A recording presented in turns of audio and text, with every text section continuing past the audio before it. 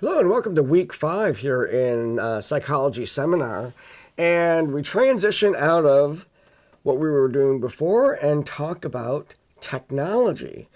Now, many of you have met with me when we had our first meetings, and we talked about both the online and face-to-face versions of of our classes. The program can be done completely face-to-face. The program can be done completely online. And it really drives home for this program the importance of understanding technology.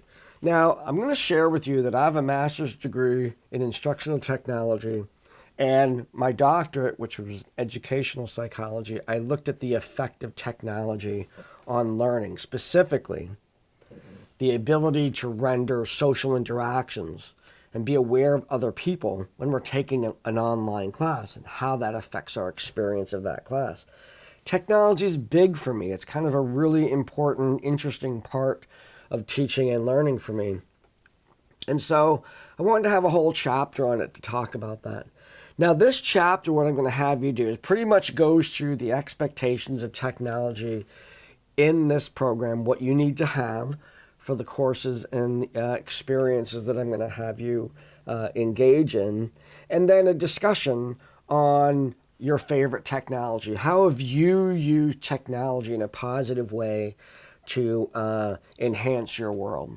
And these things change dynamically.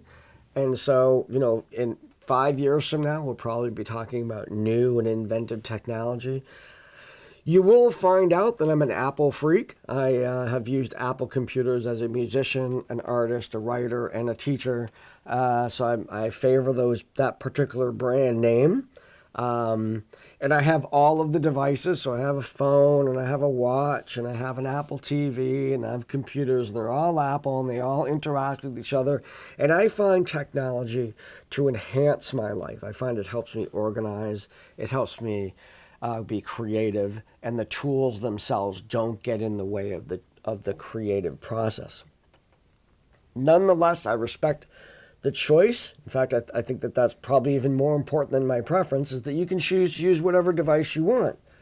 I would like to hear those stories about your favorite device. Let's geek out a little bit. What's my favorite app?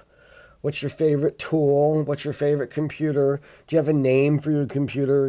Anything like that. And your other devices that make your life a little less hectic.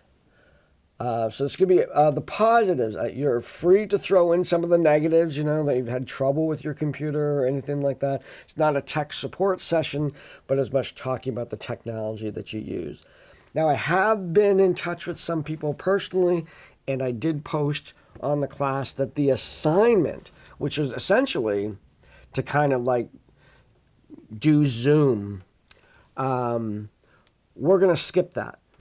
That is not going to be, we've already done some Zoom meetings. I think you folks are really on top of that. Take a look at that information in the course book nonetheless, because one of the things that I cover in there is sound and light, and where you position yourself relative to the light source and whatnot. And that's important. As we're communicating in this professional atmosphere, when you experience my videos, are experiencing them from a studio that I built when COVID began. I knew I was going to be doing a lot of Zoom calls. I knew I was going to be recording a lot of videos. So I actually got a table here. I built a wall. This is this is actually in the garage, the top of my garage. I built a wall. I got heat in here so I can do this year round. I have a light source there. I have a light source off to my right. Painted it green so it's a nice neutral color, and bought a specific wireless mic right here that hooks up to the camera to increase the quality of my video presence when I'm teaching and interacting with other people. Now, I'm not expecting people to invest that kind of money. This is part of my job, and like I said, I'm a geek, so I was into doing this. Nonetheless, you can create a good atmosphere for Zooming in your house, a dedicated place with the light in front of you, facing you, no windows behind you, kind of careful about what's behind you, maybe it's just a blank wall, or make sure other people aren't walking behind you, make sure there's no other people in the room. All of those things enhance the professionalism that you have coming across in this medium. So do read those things. We will be having a Zoom meeting later, and I know there have been some meetings I've had where those things are not ideal, the way it's here, and I might expect to see that you have created a little space. I know someone who does it in a closet. They have a little light, and they have their laptop, and they sit in the closet, and it's great. A little soundproofing and everything. It's really good, specifically for Zoom meetings. Not something I would recommend spending all day in there. So it's just one discussion this week.